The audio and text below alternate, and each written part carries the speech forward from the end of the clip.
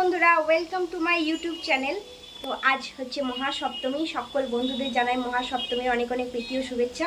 তো আজকে আমি বানাচ্ছি নারকেল নাড়ু। তো চলো তোমাদের সাথে সেই ভিডিওটা শেয়ার করা যাক। আর হ্যাঁ, সেটা হচ্ছে চিনির নারকেল নাড়ু। তাও দেখো, আমি এখানে বসিয়ে দিয়েছি আমার নারকেল নাড়ু করতে। নারকেলটাকে আমি ভালো করে কুড়িয়ে নিয়েছি। তারপরেতে পরিমাণ মতো চিনি আর দুটো এলাচ আমি থেতো করে দিয়ে এটাকে পাক করতে বসিয়েছি। এটা পাক এখনও হতে একটু বাকি আছে, দেখতেই পাচ্ছ তোমরা। এটা পাক হয়ে গেলে একটা সুন্দর মিষ্টি গন্ধ আসবে, তাহলেই জানবে যে নারকেল নাড়ুর পাকটা হয়ে গেছে।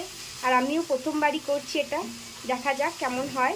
তোমরা সবাই দেখতে থাকো, আর অবশ্যই কিন্তু তোমরা কমেন্টের মাধ্যমে জানাবে যে আমার আজকেকার এই ব্লগটা কেমন লাগলো। ভালো লাগলে একটা লাইক করে দিও, আর আমার চ্যানেলটাকে সাবস্ক্রাইব করতে ভুলো না। তো দেখো, আমার পাকটা মোটামুটি হয়ে আসছে, আর একটা সুন্দর গন্ধ বেরোতেও লেগে গেছে। এবার এটাকে শুধু নামিয়ে ঠান্ডা করার পালা।